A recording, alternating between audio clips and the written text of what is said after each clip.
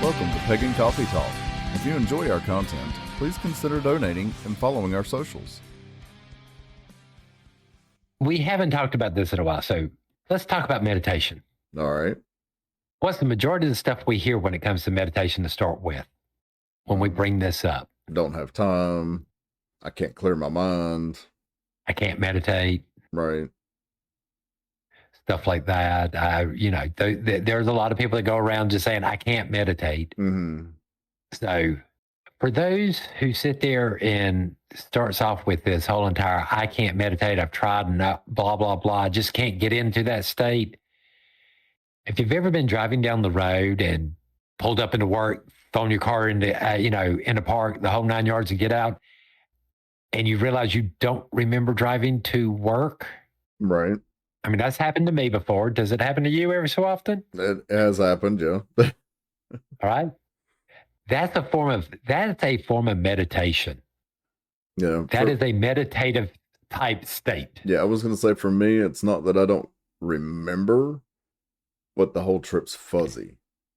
Very vaguish. It's like I remember driving, I just don't remember passing any of the stops.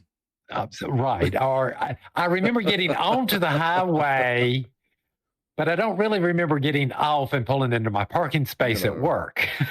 I can vaguely remember maneuvering through traffic. But yeah, it's all kind of fuzzy. This is a form of meditation. Right. All right. Not a safe one. For those, not a safe one. Not a safe one, but it is. Not saying it. But I'm just saying, for those who sit there and claim, well, I can never do that. If this happens to you, that is a meditative state. This is what we're aiming for. Right. All right. That's the kind of state we want. Now, of course, there's multiple different types of meditation. You got guided meditations, correct? Mm-hmm. Now, I'm not a big fan. How about you? Do you like guided meditation? They can be a good place to start, but no, me personally, I find them too distracting. I find them less distracting and more like my brain wants to go left. They want me to go right. Yeah. Well, I mean, yeah, that's kind of what I mean. It's like it's too much information for my purposes. Right. It's like you're wanting me to go somewhere where we're planning on going to the same place, but you want me to go a different direction. Right. And it's kind instead of the way I want to go. Yeah, it's like working against the brain. Now that could just be our style of meditation that we teach, where we tell you to dive into your memories and actually explore them. Not ruminate is not what we're doing. Right. We're just trying our best to clinically look at our memories. And the thought is as those memories come up, that's our subconscious going, okay, this is now safe to look at. So's this. Now this is safe to look at. You can actually handle part of this memory. Right. And that's what we tell majority of people, all right? Because I think when you're in that state, your brain knows what you can handle and what you can't. I think so, yeah. To some extent. So that's what we teach, is how people to meditate like that versus the transcendental meditation, which is no thoughts, clear your mind, concentrate on just your breathing. Right. That one's like ultimate connection to the universe. Right. Where you've blocked out everything on this realm of existence. Your mind's completely still. You have no thoughts running through your head. And it's just you and the universe. That's it. That's it.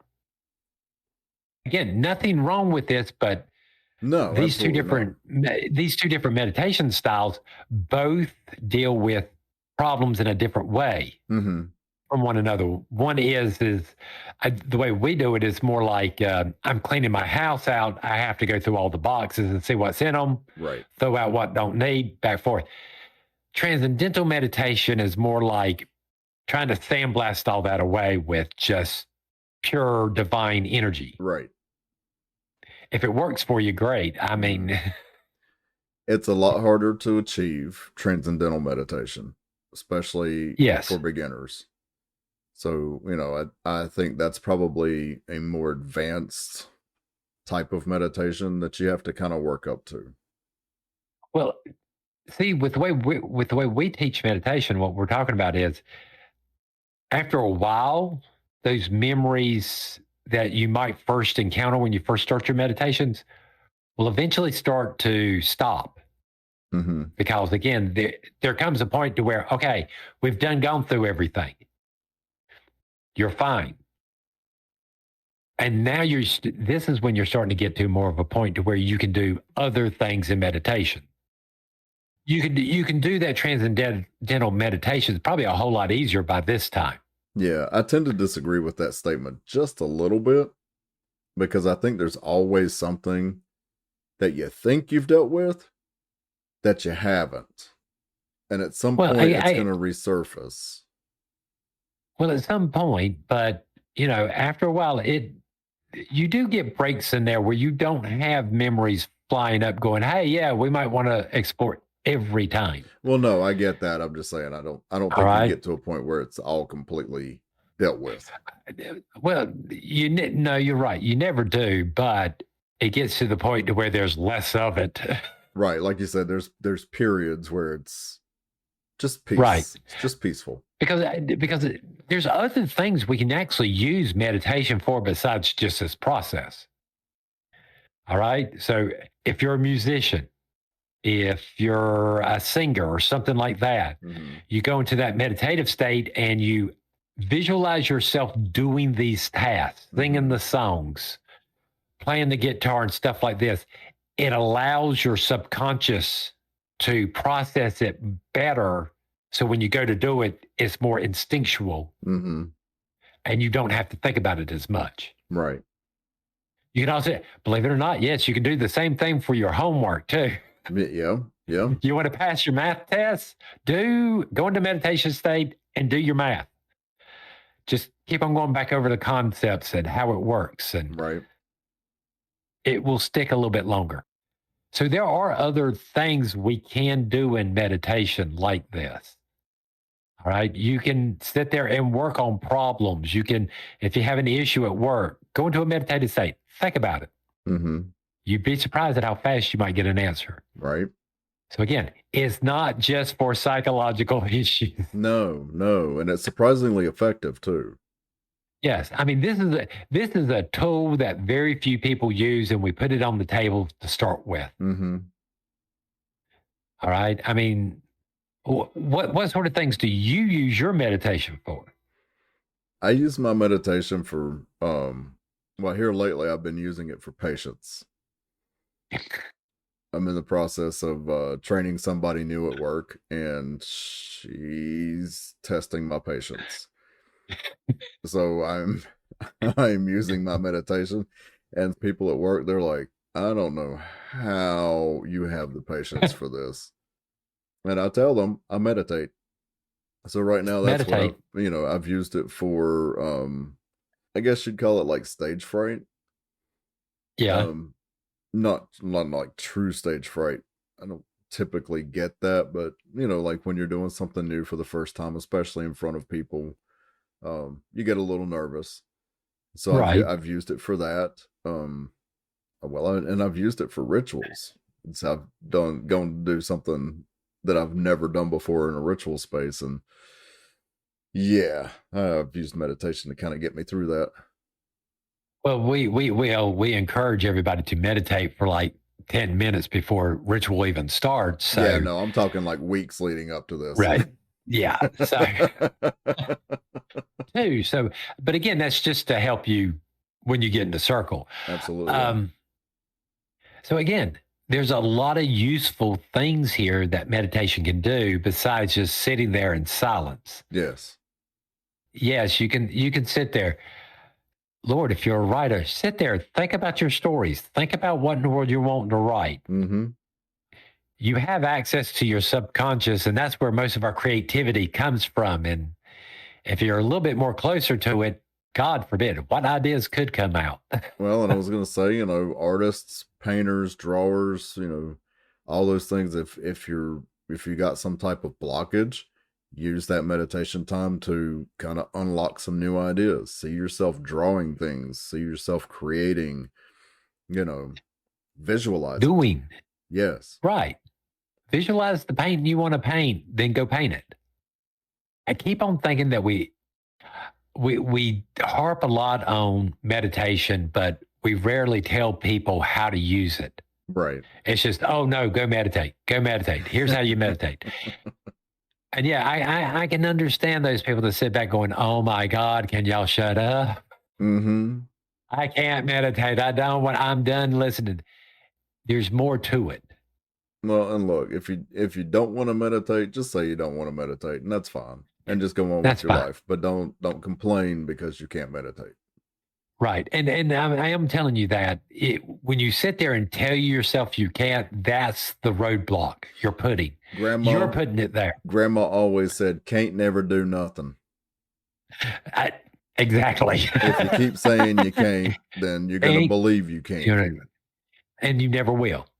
So there's the first thing. That's why we do meditation so early in the classes and stuff like that. So we can start getting this concept across to y'all. All right? You won't know until you do it, not until you get it habit. And yes, you're going to have to force yourself to make it a habit. 3 months, meditate. Start off 5 minutes. You do not have to sit there for 8 hours. Get that out of your head. I would sit there and tell you, don't go past 45 minutes. I was like, please don't sit there for 8 hours. Please don't. All right. Just start at 5 minutes and slowly increase it. Right. If you have to, meditate for 5 minutes for a week. Next week, add 2 minutes and keep on doing that till you get up to 45. Right. And quite honestly, speaking of can't, never, could, do nothing, like my grandma used to say. But speaking of that, that's another thing that you can use your meditations for. Use it for those positive affirmations. Yes. It's, you hear all the time positive affirmations, do them in front of a mirror, whatever. Right. Do it in your meditative state. Please, God. It will sink in like you will not believe. Before you even know it. Right. Because like you've said before, you are tapped into that subconscious mind. Yes. You're in a state where the subconscious mind is active and working. Yes. When you're meditating. So again, when you're there, yes, you have more of a direct access there. Yes. Do them. Do your affirmations during your meditation. Just the important thing to remember, it's not just, like you said, it's not just the psychological stuff. Use it for just about anything you can think of. I've said this before. In a meditative state, if I want to cast a spell for something, I know I need energy. I know I need emotional energy in me. So I spend a week or so meditating on something to make me feel the feeling I want to feel. Yep. And then I attach a symbol to it. So I see the symbol and feel the feeling in my meditation over and over again. That keeps on locking in that every time I see this symbol, I need to feel this feeling. That way, when I go to do the spell, I have that symbol off to the side right there I can look at to get that feeling going again. Yep. To fuel the spell. Makes sense? Yeah, it makes perfect sense. But what does it take? It takes you meditating. It takes a few... a week or so to do this, to where in the world, yes, every time you see this symbol, you're happy or you're sad or you have this over sense of need. All right. Because again, we're using meditation to do the Pavlov dog to ourselves. Yes. Is basically what we're doing. So again, when I sit back and tell people, okay, doing spells are a little dangerous because we're psychologically scarring ourselves. This is some of the stuff we're talking about. It's all done through meditation. Yep. This is what's so hard sometimes to get through people's head when we say that meditation is like the cornerstone of everything that you do. Oh God, yes. This is why. This is what we're talking about. It truly is the cornerstone. You can build everything else off of meditation. We refer to meditation as a tool. We literally mean that. It is a tool. Yeah. It is a tool that you use to adjust yourself. Mm-hmm. Yeah. To fit the problem.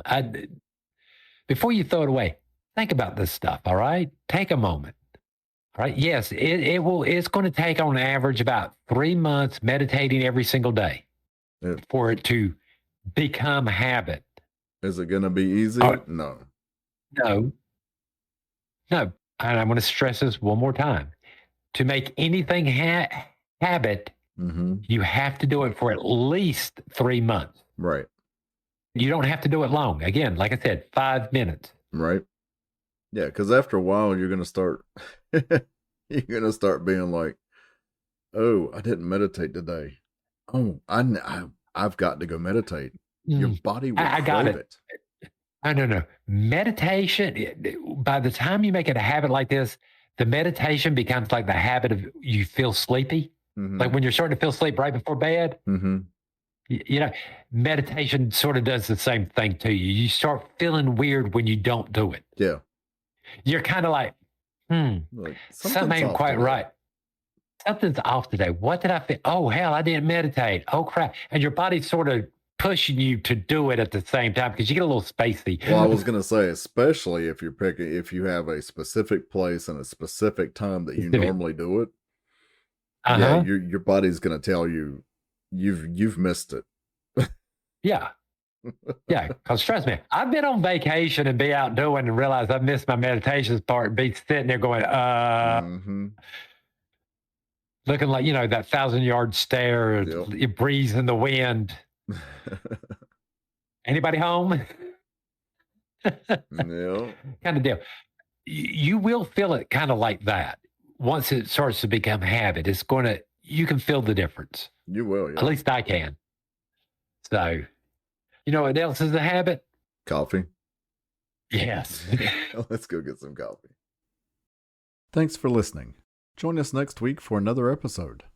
Pagan Coffee Talk is brought to you by Life Temple and Seminary. Please visit us at lifetempleseminary.org for more information, as well as links to our social media: Facebook, Discord, Twitter, YouTube, and Reddit. We travel down this trodden path, a maze of stone and mire. Just hold my hand as we pass by a sea of blazing pyres. And so it is the end of our days, so walk with me till morning breaks. And so it is the end of our days, so walk with me till morning breaks.